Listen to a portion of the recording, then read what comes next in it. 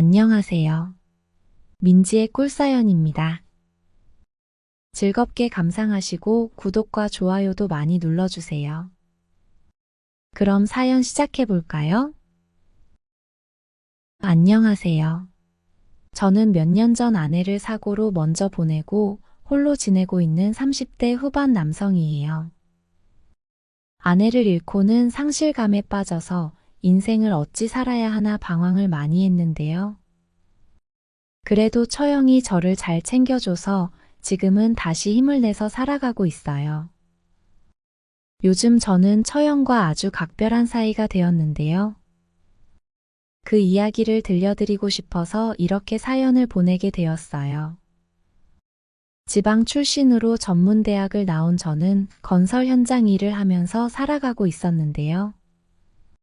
군대를 제대하고는 안산 쪽으로 올라와서 혼자 자취를 하면서 지내고 있었죠.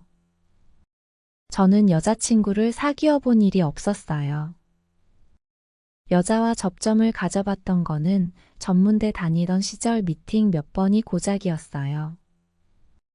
그러던 중 제가 30대 중반쯤 되었을 때 운명처럼 아내를 만나게 되었죠.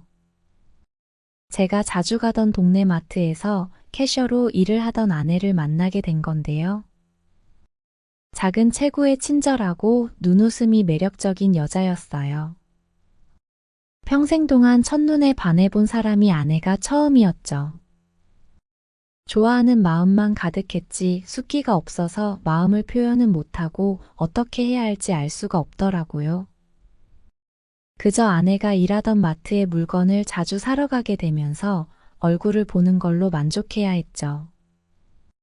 그런데 수시로 마트에 들르고 계산할 때면 얼굴이 빨개져서 부끄러워하는 저를 보고는 아내가 제 마음을 눈치챘었나 봐요. 고맙게도 아내가 먼저 저에게 다가와 주었고 우리는 연인으로 발전하게 되었던 거죠. 친절하고 상냥한 인상만큼이나 아내는 좋은 여자였어요. 좋은 직장을 가진 것도 집안이 좋은 것도 아닌 저를 남편으로 받아들여 줬으니까요. 저도 집안 형편이 넉넉하지 못했지만 아내도 홀어머니 밑에서 자라다 보니 집안 형편이 썩 좋지는 못했어요. 우리는 그래도 사랑 하나로 부부가 되었고 서로 의지하면서 예쁘게 살아가게 되었죠. 제가 지내던 단칸방에서 신혼생활을 시작하게 되었어요. 아내는 둘이서 돈을 모아서 살림을 늘려가는 것도 재밌지 않겠냐면서 근사한 신혼집을 마련하지 못한 저를 이해해 주었죠. 그렇게 둘이 알뜰하게 모아서 방 2개짜리 빌라로 이사를 가고는 둘이서 얼마나 뿌듯해하고 기뻐했는지 몰라요. 더 열심히 일해서 형편이 좋아지고 나면 아이도 낳자고 약속도 해둔 상태였죠. 아내에게는 언니가 한 명 있는데요. 아내보다 3살 많은 처형은 얼마 전 이혼을 하고는 아내와 둘이서 같이 지내고 있었어요.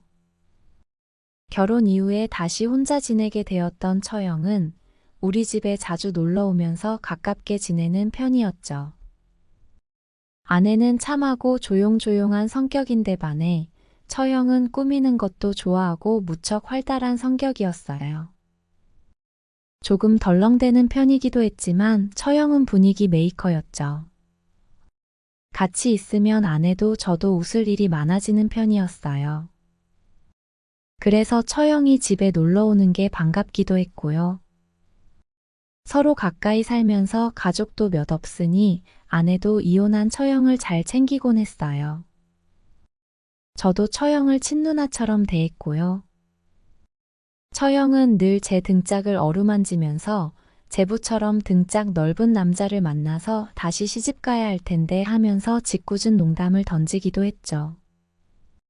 그럴 때면 아내는 제 등짝은 자기 거라면서 꿈깨라고 했고요.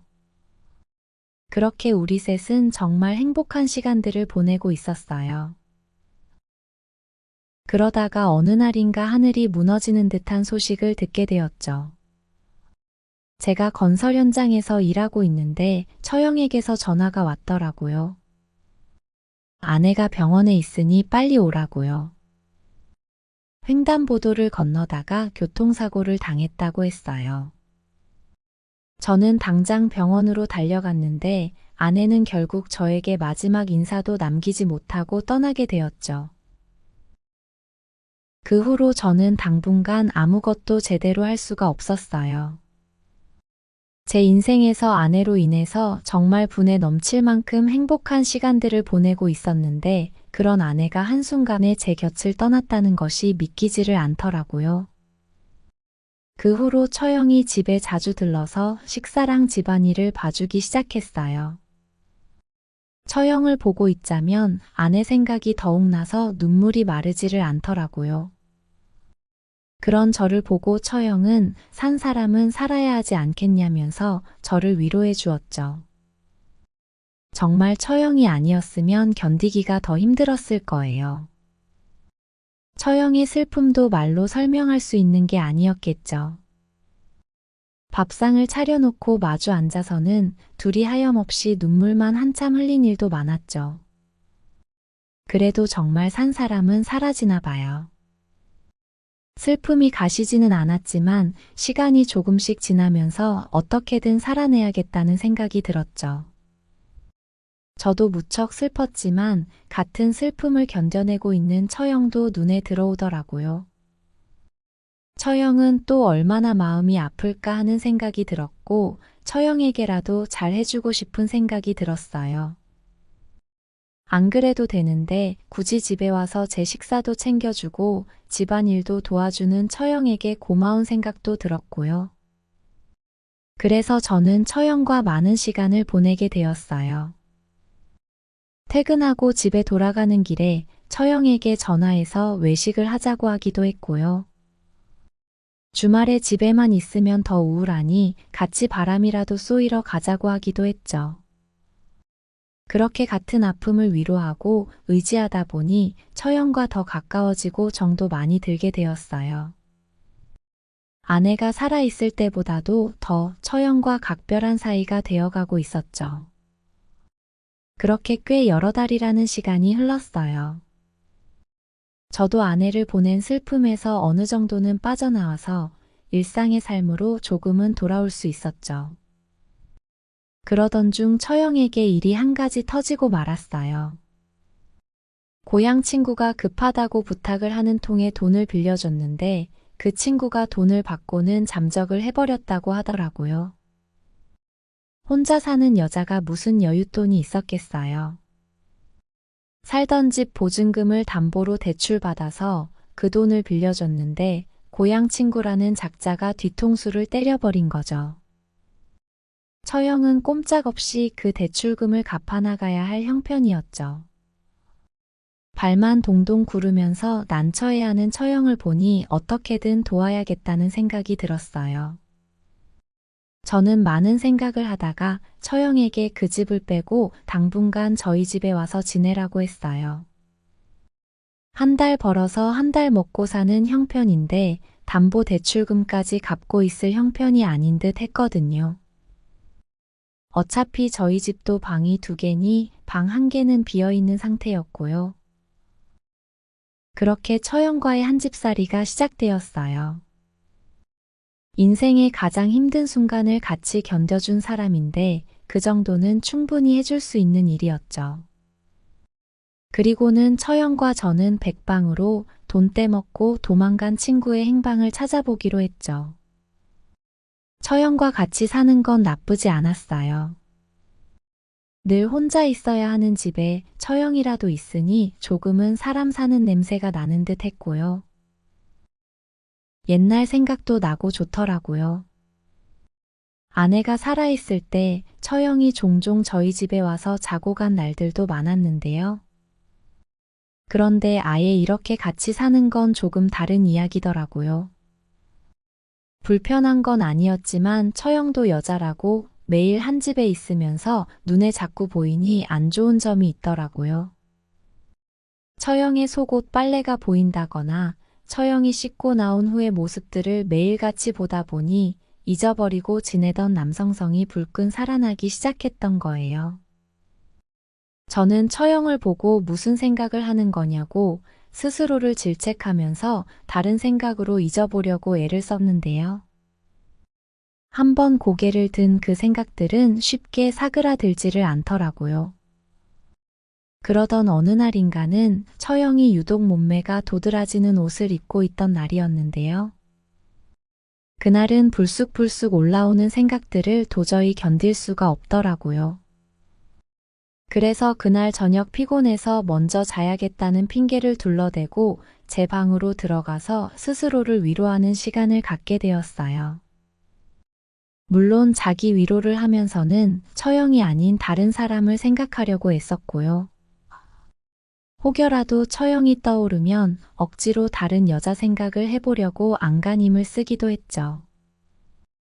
그런데 솔직하게 이야기하자면 처형 생각을 하기도 했었어요. 떠오르는 생각은 어쩔 수가 없는 거잖아요. 그 후로도 그런 시간들이 당분간 지속되었어요.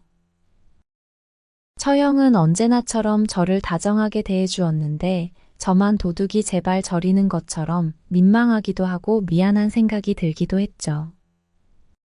그러던 어느 날 대형 사고가 터져버리고 말았는데요. 제 방에서 혼자만의 해피타임을 보내고 있던 어느 밤 처형이 갑자기 제 방문을 불쑥 열고 들어왔고 그 순간을 다 목격해버리고 만 거죠. 처형이 머물던 작은 방에 벌레가 나와서 너무 놀라서 제 방으로 온 거였는데요. 처형은 제 모습을 보자마자 바로 다시 방문을 닫고 나갔고요. 제부, 나 아무것도 못 봤어 라고 문 밖에서 얘기했지만 장님이 아닌 이상 못 봤을 리가 없다는 것을 저는 알고 있었죠. 저는 쥐구멍이라도 있으면 숨고 싶을 만큼 창피했어요. 잠시 후에 제가 진정시키고 거실로 나갔을 때 처형은 미안하다는 이야기를 했어요. 그러면서 남자들 그러는 거 자기는 다 이해할 수 있으니 너무 신경 쓰지 말라고 하더라고요. 아내를 먼저 보내고 얼마나 혼자 외롭겠냐면서 다 건강하다는 신호이니 좋은 거다. 그러니 민망해하지 말라고 하면서 어색한 분위기를 풀어보려고 노력하더라고요. 그러면서 자기도 남편이랑 이혼하고 오랫동안 혼자 지내면서 쌓이는 걸 풀 곳이 없어서 제 심정을 다 이해한다고 했죠. 그런 솔직한 이야기들을 주고받다 보니 부끄럽고 창피한 마음은 어느새 조금은 사그라들게 되었고요. 저도 조금이라도 처형에게 솔직해지고 싶은 생각이 들었죠. 그래서 들킨 김에 저도 제 솔직한 마음을 처형에게 털어놓게 되었어요. 처형에게 이상한 마음을 품은 건 아닌데 같이 살면서 자꾸 눈에 보이고 하다 보니 간혹 본능적인 생각이 꾸물꾸물 올라올 때도 있다고요. 그랬더니 처형은 본인이 여자로서 매력이 있다는 거냐면서 오히려 기분 좋아하더라고요.